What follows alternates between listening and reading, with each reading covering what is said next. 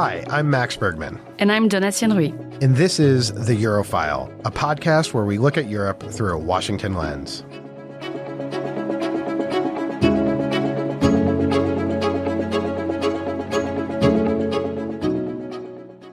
Welcome to another episode of The Eurofile. Today, we'll discuss the growing tensions between France and Germany following a recent meeting in Paris on the future of European defense and on Ukraine. After that, we'll discuss the EU's new defense industrial strategy before moving to Max's conversation with Charles Friis, the Deputy Secretary General for Peace, Security and Defense at the European External Action Service on the EU's role as a defense actor. We hope you enjoy the show. All right, Max, let's get into it. So at the end of February, there was a summit in Paris to talk about Ukraine, support to Ukraine, and broadly the future of European defense. A few things were kind of in the background. The fact that this promise of ammunition to be delivered to Ukraine has not been entirely fulfilled. There's some good news coming out of it too. France has lifted its quasi-veto on spending money for non-EU ammunition to help Ukraine. And they also outlined 5 action categories on things like cyber defense, weapons co-production with Ukraine, mine clearing, and defense of other frontline countries like Moldova. So some good news coming out of it. However, a lot of the press since then has been focused on comments that were made around and after the summit, both by Macron, obviously the French president, and Chancellor Olaf Scholz. What is happening again in the Franco-German relationship? Yeah, the last Eurofile we recorded was before Macron had a press conference, before the results of that summit came to be known, which were frankly much more meager than I think many folks had expected. Part of the whole rationale that Macron brought all these people together was that, Munich was the Munich Security Conference was this really depressing event where everyone was sort of nervous about Trump coming back and the future of Ukraine. This was supposed to be this sort of rallying moment. And it didn't really result in that. Instead, it has resulted in the past 2 weeks of essentially just another further decline in the Franco-German relationship. I think this is a case of where all the critiques of Macron are right, and all of what Macron is saying is also right? So I think what happened is that Macron's conference wasn't going to result in much, and he saw an opportunity to both curry favor with Eastern Europe, to highlight the strength of France, of being strategically minded, and therefore went out and said that all options were effectively on the table and that we may need to put boots on the ground to defend Ukraine. And that was a place where he hadn't gone before. I sort of think it's kind of a nothing statement. It's a bit like when U.S. officials and presidents were asked about what we would do if Iran did X, Y, and Z, and we would just say all options are on the table with sort of like an important finger wag. So it's sort of saying something without saying anything, a strategic ambiguity, as he put it. It turns out that there is more to it than I think many initially thought. The French had been thinking about this for a while. But what happened is Scholz then responds incredibly vigorously and says, absolutely not. He gives an address to the nation where he speaks to the country and says, we're not going to do this. And he gives all these sort of statements reacting to Macron. In some ways, he uses it to kind of, I think, for internal domestic political purposes. But then he steps in it when it comes to the tourist issue by then kind of revealing that the French and the UK actually may have some people on the ground advising the Ukrainians.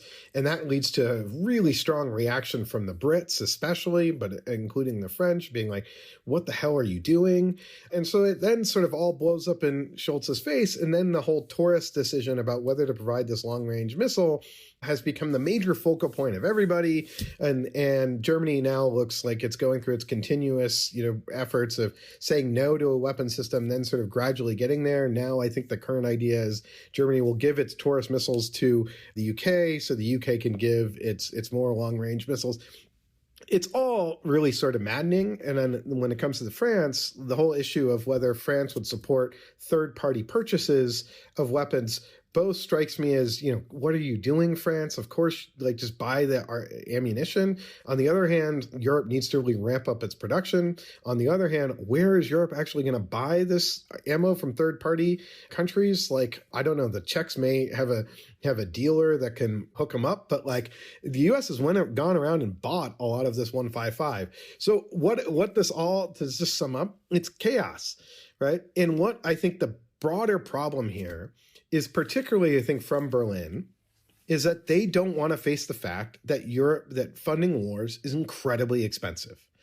And what Berlin is telling all the other European countries to do is basically saying that, well, we don't want to contribute, we, Berlin, to more EU defense spending because we have this crazy constitutional court that is now blocking us. So everyone just contribute more bilaterally. But France does not have the fiscal capacity that Germany does. And also, France cares about its military, so it's not going to go below certain readiness levels, because France is frankly prepared to fight tonight if it needs to be. So we also deployed in other places. Deploys in other places, and the French are ready to go. So the German military is not ready to go anywhere right now. So Germany's saying spend more on a national level, but then you just did a new Stability and Growth Pact at an EU level. There's concern about budget deficits again at the EU level. So there's not a lot of national capacity to spend more. And yet Berlin is both opposed to contributing more on a national basis to EU funding efforts. This is the European Peace Facility, and is opposing Eurobonds for defense, which are being pushed by the Estonians and was an idea generated out of CSIS and other places, pushing for the EU to borrow for more defense, have been very strongly supportive of that idea. So what is the German plan for Europe here? There is no plan for Europe. And I think this leads to a lot of frustration in France. And this prompts then Macron to just sort of go very unilateral. And I'm currently in Madrid. And, I've heard that there's a lot of blame towards Berlin, but then the French will just sort of go in a very unilateral direction. And the lack of Franco-German cooperation essentially means that Europe is stuck. And this is the big question is, can France or Poland and other European states maybe work to push Europe in a certain direction? Anyway, it's sort of a rant, but it is not, I've gone on too long, but what we're seeing is a degree of chaos at the European level when it comes to defense, which doesn't bode well for Europe should they have an anti-Atlanticist president come to office in November. Hypothetically. But to me, it feels like it's always such a reflexive attitude from Schultz. There's the way he reacted. He could have made statements that were more measured to say we are concerned about the idea of troops on the ground. They would not be doing X, Y, Z.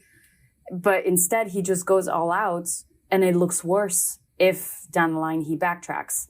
And it feels like he's very just afraid of his own shadow on a lot of these things. I know German public opinion is something that he's thinking about when it comes to procuring more weapons, to engaging more actively.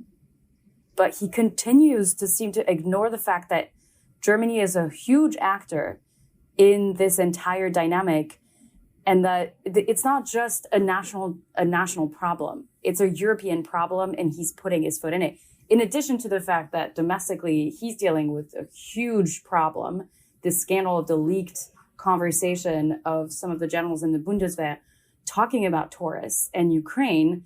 It's a huge embarrassment for the national security system in Germany that this conversation was leaked. It's 40 minutes of audio between really high level government officials, security, defense officials talking about this Taurus problem.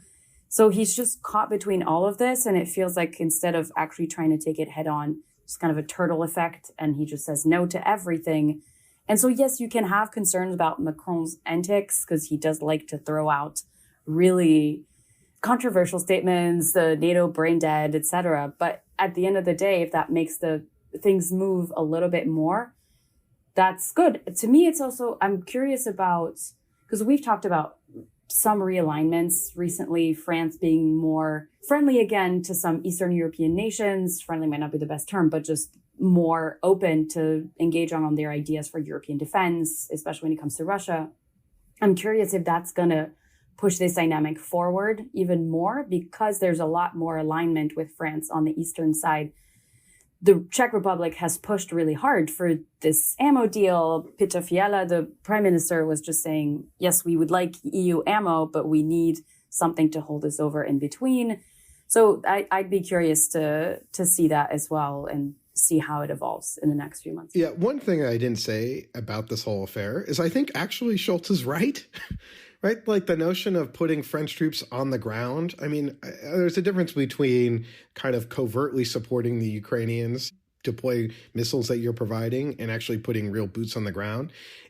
I think Schultz is right here. And I think many in Washington would not be supportive of a really robust French military presence in Ukraine, even if it's not on the front lines, but further back in Kyiv. I don't quite know what they're thinking, I also don't know how you do non-military tasks in an active conflict situation. It's all a little, I think it's once you sort of dip your toe in a place, as the United States has found, you find yourself neck deep very quickly.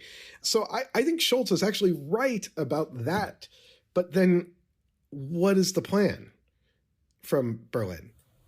And it also seems like the coalition, once again, the different partners have different views. In the UK-German meeting that we saw of the foreign ministers, Baerbock almost sounded like she was trying to covertly make the point that they would be open to more aggressive stance, including on tourists, for example. But she can't say it out loud. Yeah. Whereas Schultz is still very much holding back. It just hits on the long-running theme of this is sort of an incoherent coalition that has never really felt like it got off the ground running. And I think the criticism I have of the Schultz government is that I don't see what the strategy is for Europe. Like, I don't see any vision out of Berlin for Europe. And that way, it's very similar to the Merkel governments of the past. And I think there was a lot of hope in Paris and other places, here in Madrid, for instance, that there would be a clear vision. And instead, what I think is annoying to pro-European groups all over the continent is that instead they're stuck with Macron being the pro-European voice. And that, I think Macron says some good stuff, but then his style and it really rubs many folks the wrong way. But maybe, we'll turn to the EU announced something I think has quite big potential ramifications for Washington, a new EU defense strategy. The conversation I have with Charles Fries was discussed just a day before it became official, but we kind of had a beat on what's in it. I actually went to the European Commission in January with a bunch of think tankers to talk about ideas that could go in it. And I think it's a really important strategy. Now, it really pushes the boundaries of where the EU has been before. And I think for it to be successful, the key question will be whether it will be able to come with money. And what the strategy basically outlines is the need for the Europeans to start buying more European. Now, that won't be good news to many American defense companies and will lead to, I think, heart palpitations. But the fact is, right now, U.S. defense industry has trouble meeting U.S. demand. And I think it's sort of dawned on the Europeans that if there was like a conflict in the Indo-Pacific, and you're reliant on many U.S. defense suppliers for munitions and other things like that, well, that's all going to go to the U.S. military first. And the lack of a European defense industrial base is a huge problem. And NATO doesn't really play that role. NATO sets targets for European countries of capabilities that it wants European countries to have, but it doesn't tell them where and how to buy it and doesn't coordinate those purchases.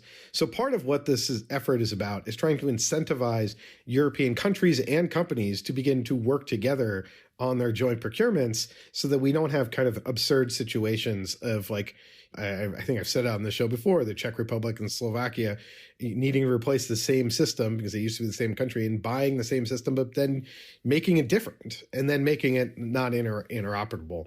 So that, I think, is the rationale behind the strategy. It makes sense, but then this is all a national competency.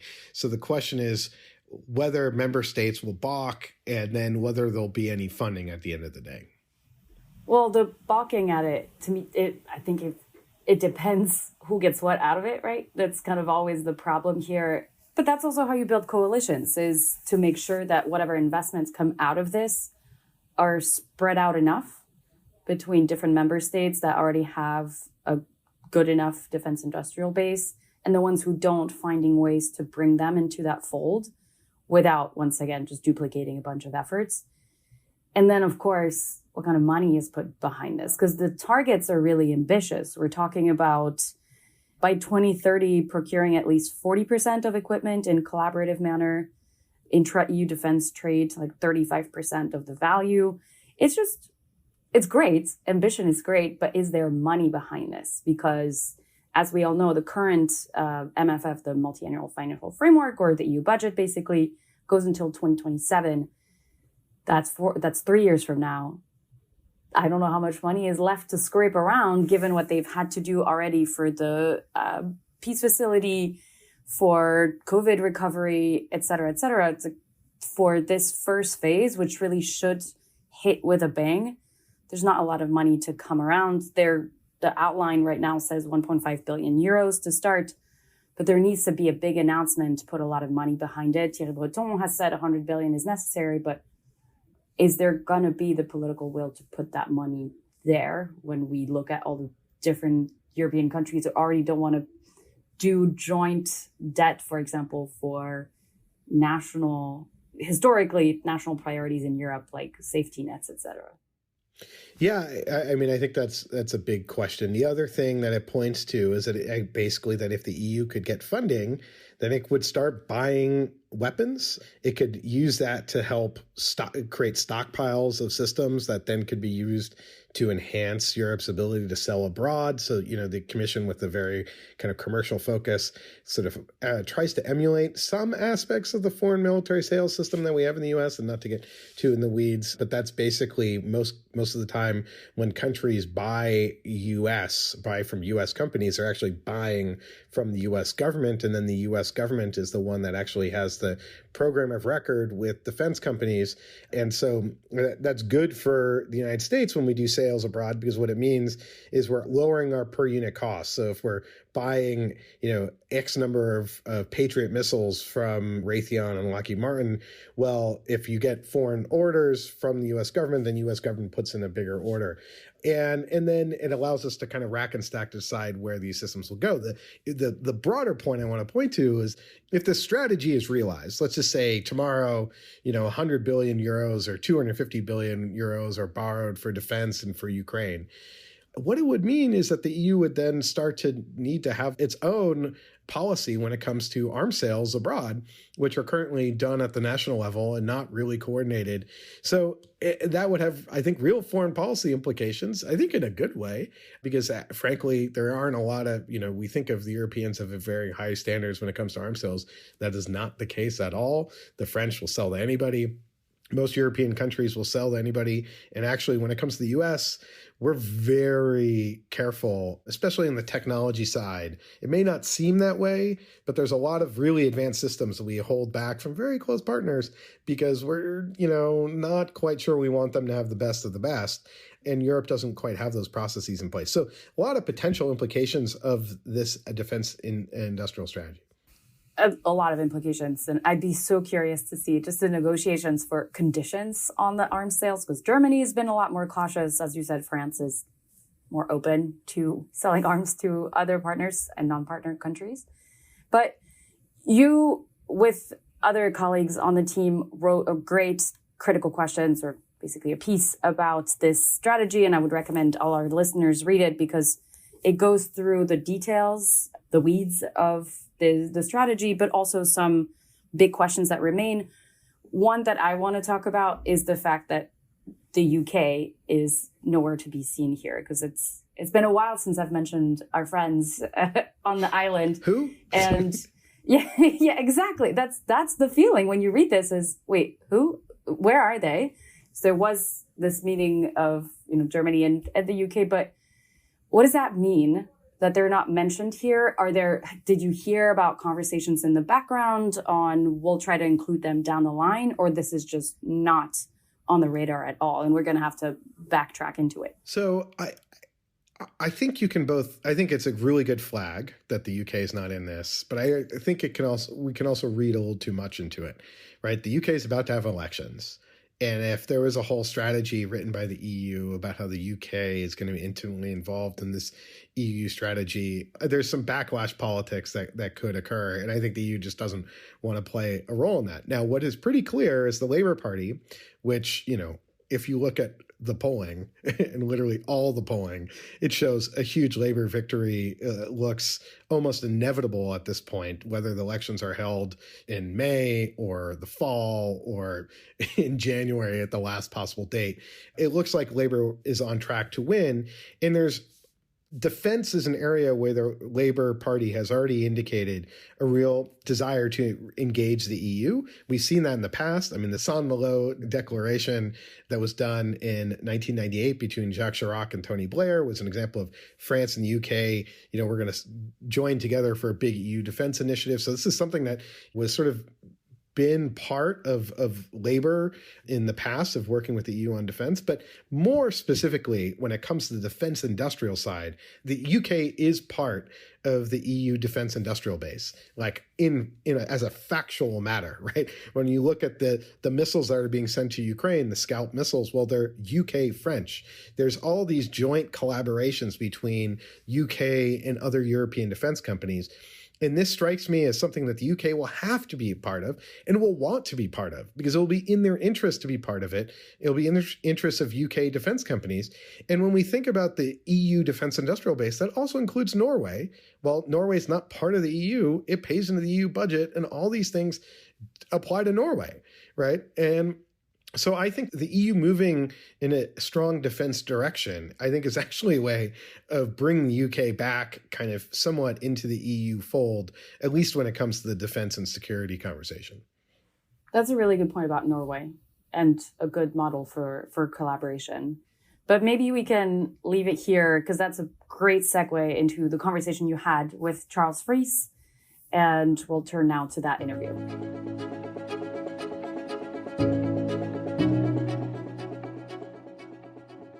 Maybe I could start by asking you about Ukraine, and as someone that has been a longstanding diplomat both in France and now at the EU level, are you surprised by the EU's response to the war in Ukraine? If you had sort of gone back 2 years ago and someone would have said the EU has trained 60,000 forces, the EU has provided all this funding and financing for Ukraine security assistance, would you have believed it? Are you surprised at where the EU has ended up? Or do you think there's a lot more to be done, and are you in some ways wish that more had happened?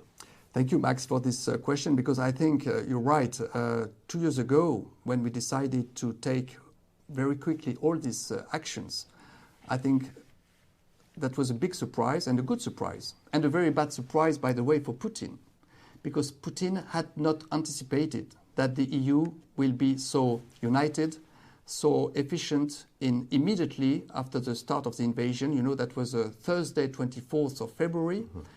And 4 days after, we had already adopted our first sanctions packages. We decided to suspend the broadcasting of Sputnik and Russia Today. And during this famous first weekend, I was with my team responsible for the presentation of our first package for military support to Ukraine. And as I said in my preliminary remarks, we had this instrument, the European Peace Facility, which had never been used in the past. That was a new instrument, but it has never been used in the past to finance the acquisition of weapons or to reimburse member states for the weapons they are going to give to Ukraine. And we said we are going to put on the table an envelope of 500 million euros. And it was decided in 2 hours. Mm-hmm. So I think what happened with Ukraine, with this very strong and firm reaction by the EU, I think it was indeed a very positive surprise. And I think it's a new illustration that Europe makes progress only in very difficult circumstances, when Europe has a knife at the throat. Mm-hmm. When you have the knife at the throat and you need to take bold decisions, the EU is taking the right decisions. Two other examples. For the COVID pandemic in 2020, that was, of course, a terrible crisis. for the first time, that was a subject discussed many years before, but for the first time, because of the extraordinary circumstances, the EU decided to have a common debt, to mutualize a huge loan. Another example, in 2008, when there was a financial crisis, here again, the EU member state decided to work how we can create a banking union. So I think what happened with Ukraine, it's a new illustration that when there is a crisis, very strong one, either the EU is totally weak and passive, or we decide things which were not thinkable before. And another example, if I may, I mentioned the delivery of weapons. I mentioned the EU military training mission, which is indeed the largest military training mission that we have ever launched. But for the first time, and I can tell you it was totally unimaginable before the war, we decided to use the EU budget to finance the industry which produces ammunition and missiles. It's what we call the ASAP instrument. And another example, we also decided to use the EU budget to encourage member states to jointly procure. Here again, I think if we had asked the question to member states in 2021, that it would have been a no-go. Yeah, I want to maybe ask what the Washington's reaction has been to the EU increasingly doing more in the security and defense space. We're approaching the NATO Washington summit here that will be here in July in the midst of the heat of not only summer but of our political season. But it was 25 years ago at the previous Washington summit in 1999 where the Clinton administration has sort of articulated this concern that about the EU duplicating NATO. And that has sort of become essentially U.S. doctrine, and opposition to the EU doing defense has been, I think, ingrained not only in Republican administrations, but really in Democratic administrations as well. So I'm curious, now that in the response to the war, we're seeing the EU take all these actions, what has been Washington's response? What has been this administration's response to the EU proposing and suggesting to buy ammunition or to train forces or to provide funding or to develop a defense industrial strategy for that matter? I think the perception in Washington about the EU has changed, and has changed for the better. I can compare when, for instance, when I was in NATO in 2020 or in 2021, when we spoke about what we wanted to do as EU in the area of security and defense, sometimes there was some suspicions about what we wanted to do. And after all the concrete actions I've just mentioned, I think NATO and also and particularly the United States have seen that with our means, with our instruments, we can bring an added value in full complementarity with what NATO is doing. So indeed, we don't want to duplicate NATO. NATO is a cornerstone of the Euro-Atlantic security. NATO is in charge of collective defense, and NATO has done a tremendous job after the 24th of February in order to strengthen the deterrence and the collective defense on the eastern flank. But we, as EU, we can propose, we can adopt measures which complement what NATO is doing and what NATO cannot do, to finance the delivery of weapons, to train soldiers, and I told you that we are going to train 60,000 soldiers by next summer. We adopt sanctions. So I think it's an excellent example of the added value and the good complementarity. So what we are doing as EU, I think it's a very good contribution for strengthening the transatlantic relationship, and we try to do our share and to complement what NATO is doing. And you mentioned at the start of your remarks all the places where the EU is conducting military missions, including in the Red Sea. And there has been this concern of where the duplication concern, a part of NATO and the United States, when the EU acts, it will take forces away that could be available to NATO missions. Do you think that's a concern of when the EU starts maybe doing more in the world, that it could detract from NATO's ability to call on those same forces? And how are you working through those issues currently with NATO? No, I think there is really no risk because what we try to do is to have the possibility to react in case of a crisis, in case of certain situations where NATO and the United States don't want to intervene. When I spoke in my intervention about strategic responsibility, it's exactly this. We are living in a more and more dangerous and unpredictable environment. We mentioned the war, the return of the war in Europe. We have the Middle East events. We have the tension in the South Caucasus. We have the deterioration of the security in the Sahel. We have a lot of theaters more and more dangerous and which can affect directly European security interests. So we need to be able to project ourselves, to defend our own security interests with our partners each time it's possible. So with the United States, with NATO, etc. But it could be that in some situations NATO say it's not for us, it's for you. It's for you Europeans. If you want to do something, do it. And for being able to do it, we need capabilities. And so that's why when we try, for instance, to establish this EU rapid deployment capacity, which will be created next year in 2025, capacity up to 5,000 soldiers, it's precisely to be able, it's not a huge quantity in comparison with the NATO figures, but it is a good instrument in case we need, for instance, to evacuate European citizens in a third country because there is a big crisis, or if a government which seems to be which asks us for help because he fears to be destabilized. So we need to have our own capacities in order to react, particularly in situations where NATO or the United States don't want to do it.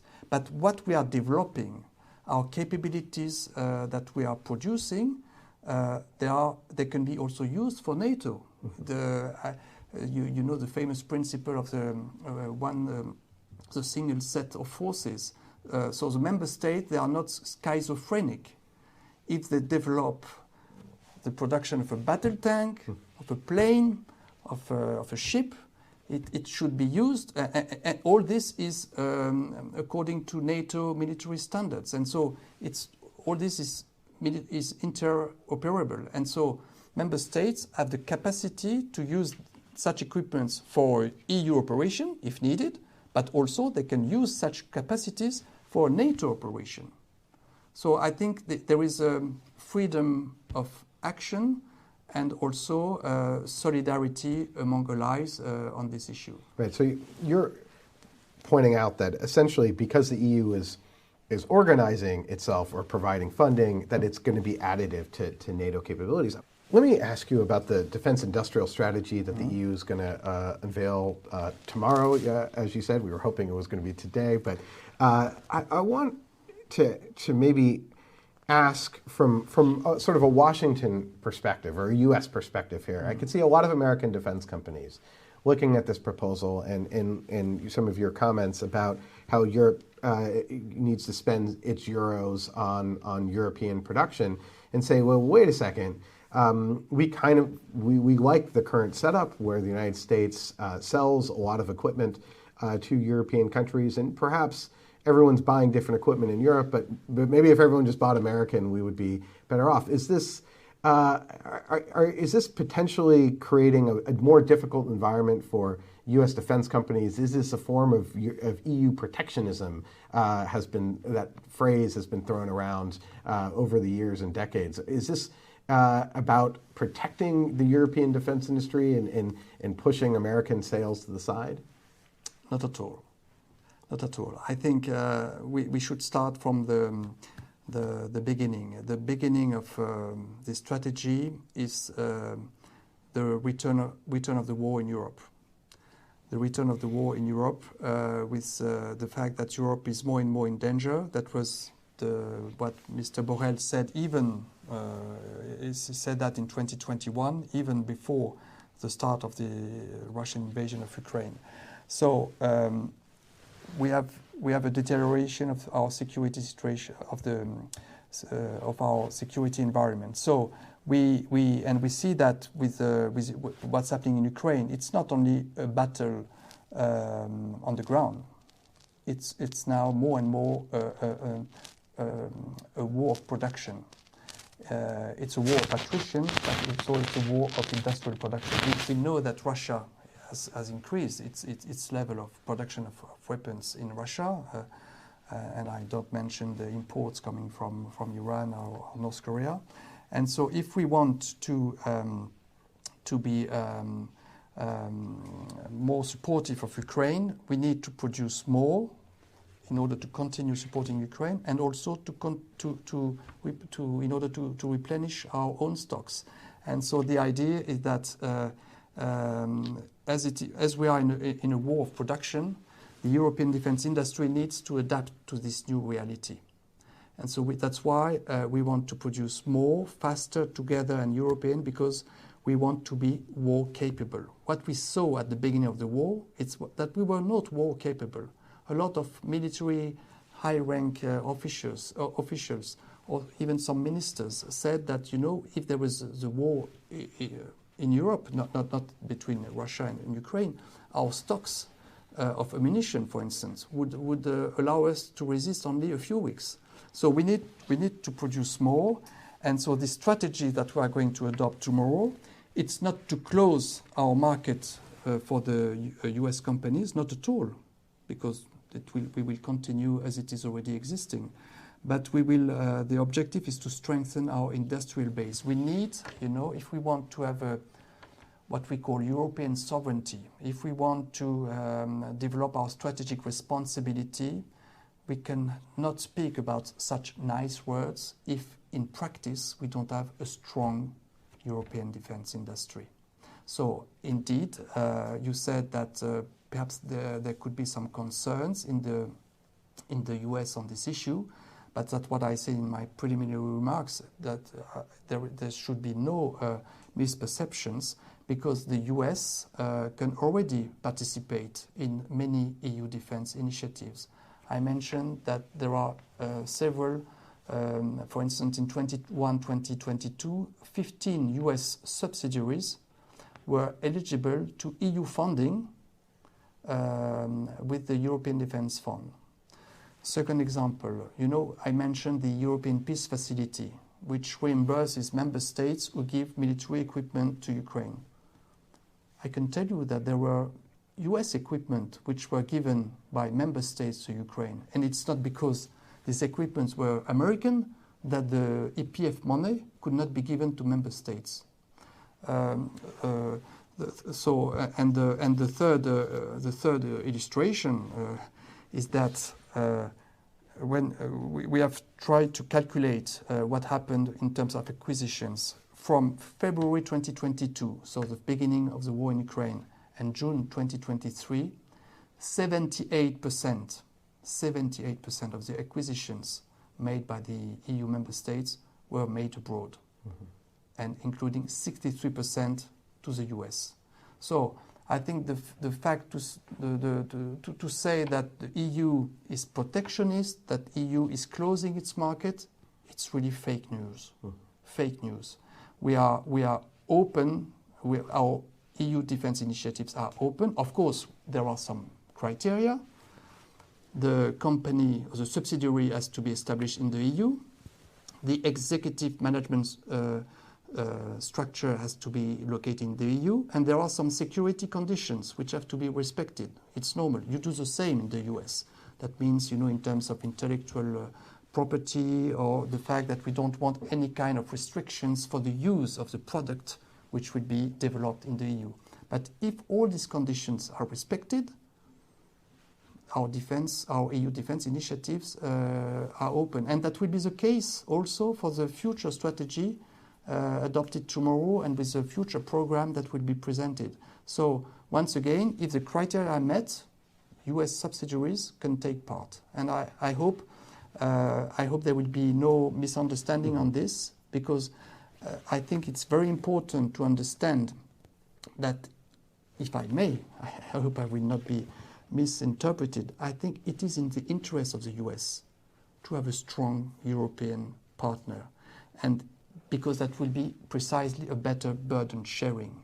And so on one side, the US cannot always ask us to spend more in our defense, and on the other side, to criticize us because we are not trying to boost, to boost our defense industry. I think there is a need for a certain consistency. So we need to boost our defense industry. That's what we are going to do with the communication adopted tomorrow, to encourage joint procurement from the European defense industry, to also encourage to give more financial support to companies which produce weapons, not only ammunition and missiles, but to try to extend the scope. For instance, for drones, we could imagine that in the future the EU budget money could be used for supporting the production of drones in Europe. But I think at the end, the risk for NATO and the risk for the US would be a too modest European defense industry. Mm-hmm. If we don't have enough defense capabilities, I think it's more risky for a solid NATO than the opposite. So if we want a more balanced and a better burden sharing, I think really it's in interest of the US to understand and to support what we are doing. Once again, it will not be at the expense of the US defense industry. And I think I've given some examples where the US defense industry is already very present in our different EU initiatives.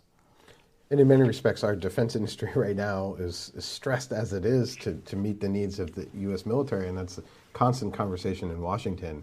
And so the potential for the U.S. defense industry to also have to meet the needs of allies and partners in the midst of a conflict, I think, is an general concern. So having more capacity, I think, is overall very positive. But let me ask you sort of how would this work in practice? Because national defense is a national responsibility still within Europe. So it's up to the national ministries of defense and national governments to decide what they're going to procure. A recent example I heard was that Slovakia and the Czech Republic, where you served as ambassador, they used to be the same country, so they had the same Soviet infantry fighting vehicles, which they gave to Ukraine. And then when both went to buy new infantry fighting vehicles, they both went to Sweden to purchase a vehicle from Sweden, but they bought the same vehicle but with different guns, eliminating the interoperability. But how do you incentivize them to work together? I mean, it's hard for ministries of defense to work together. I can't imagine our Pentagon working with anyone else on procurement. And when they do, it's incredibly challenging. So how do you incentivize or mandate this sort of cooperation? And there's a lot of EU initiatives floating out there, but they don't seem to be well funded enough to really push the cooperation that I think you're envisioning and that many in Europe are envisioning. I think you used the right word. What the EU can do is to incentivize. We cannot force a member state to make an acquisition in Europe, in the States, in South Korea, or elsewhere. The defense policy is a competence of member states. It's not an EU competence. So what we can do is to encourage them to work together. And we tell them, if you work together, you will have a financial support. We don't oblige you to use the framework that we are creating for you, for instance, particularly for joint procurement. So if you are not interested, it's your choice. But we try to offer you, if I may say, a carrot, a financial carrot, and also sometimes sometimes legal instruments which can be interesting for member states. And we saw that this policy when we adopted last year, the famous plan for ammunition for Ukraine. Mm-hmm. You remember that in March 2023 there was a already at that time the priority to give more ammunition to Ukraine. And so we decided that we had to deliver 1 million ammunition in 1 year for Ukraine. And what we did is we created in 6 weeks, which was really a record time to have everybody on board, with 2.5 billion euros on the table. So it was a huge initiative. And we said to the member states, please, we think it's better for you to jointly procure for ammunition of 155 millimeter caliber. And if you do this, if you produce jointly, and after that, if you give the ammunition to Ukraine, you will be partially reimbursed. So, that's a sort of financial incentive. If you don't want to do it, if you want to buy this ammunition alone, you can do it. But we try to offer you an encouragement to work together. So it's always like this, it works. I think you're right to say that I think member states are very much attached to their own choices, to their own policy.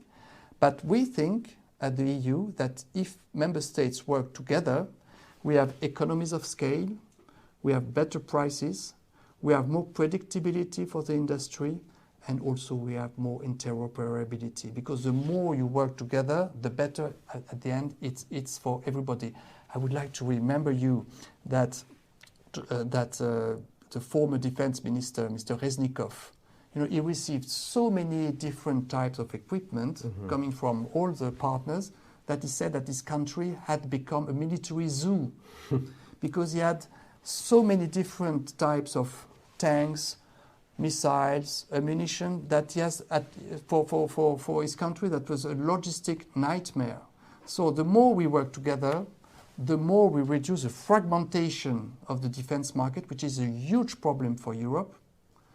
And I think the more efficient we are. I would like to remember you that in the States there is one type of battle tank, when in Europe you have 17 different types of battle tank. We cannot continue like this. The problem of Europe, and I think the problem of EU member states, is that when we want to buy defense equipment, member states do it too much alone and abroad. Alone, I give you the figure, in 2021, 82% of acquisitions made in the EU by member states were made on the purely national logic. So 18% in a collaborative way. 18%, it's too low.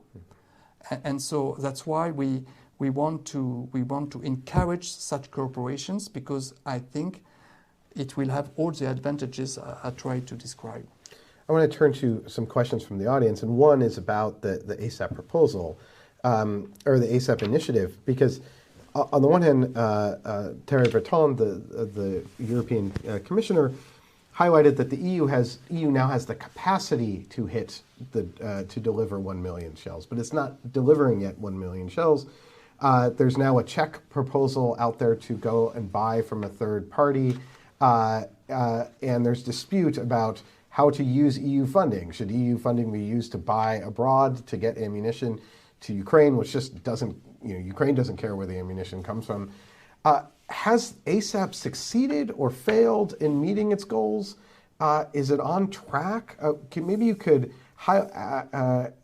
assess where is it actually, and why hasn't it gotten to the 1 million mark? And what do you think of the Czech proposal out there to buy from third parties? So perhaps on the ammunition initiative, because I mentioned a very ambitious plan which was adopted last year, but it's true that now we are in March, so 1 year later, and we have reached a little bit more than 50% of the objective. We will have reached the objective to donate 1 million shells to Ukraine by the end of the year, and even before the end of the year. At the end of the year, according to the estimates given by member states, we will have given to Ukraine 1,150,000 shells. So there is a slight delay indeed, which is of course not positive for Ukraine. It's obvious, but we have done our utmost. And when I said that the role of the EU is to organize a framework and to give incentives, after that the ball is in the court of member states. And something that High Representative Borrell has always emphasized is that this framework exists and is said to the member state, use it. For instance, the European Defence Agency has been used for this ammunition initiative, but only 7 member states have used the framework contracts which had been negotiated by the European Defence Industry and the European Defence Agency and the companies which are in Europe.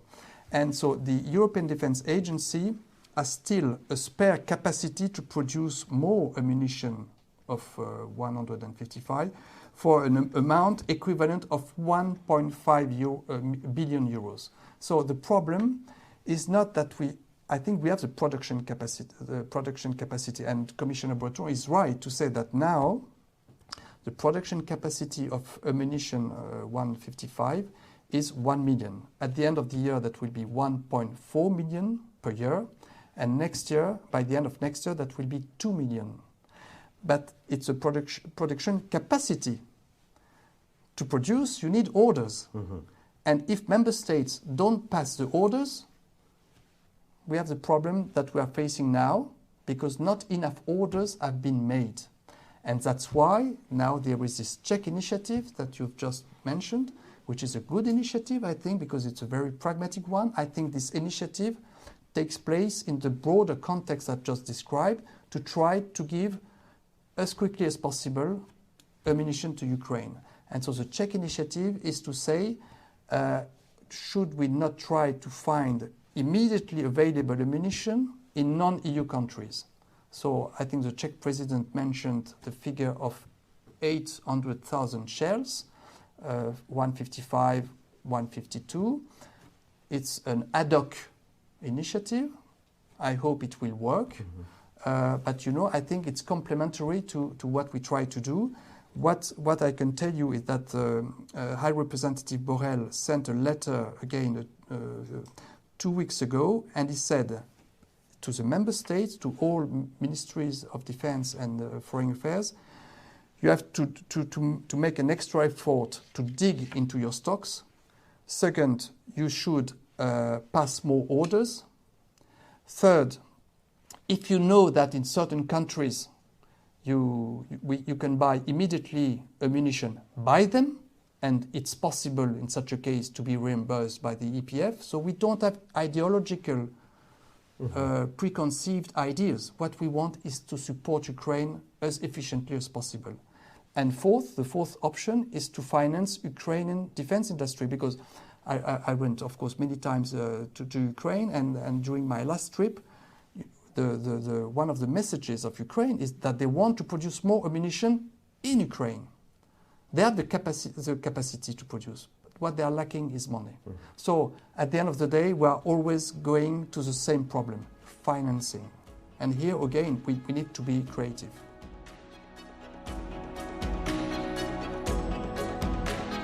That's it for today's episode. As always, if you enjoyed the show, please subscribe and leave us a review wherever you get your podcasts. To learn more about the EU's new defense industrial strategy, you can check out a short piece on the strategy written by myself, as well as my good colleagues Mathieu Durion, Otto Svensson, and Sissy Martinez. It's linked in the episode description. You may also be interested in our sister podcast, Russian Roulette, which you should really check out. It covers the latest on Vladimir Putin's Russia and the ongoing war in Ukraine. Our thanks, as always, to our producer, Sean Falk, and to Otto Svensson for coordinating and researching this episode. We'll be back soon with another assessment of Europe through a Washington lens. Until next time.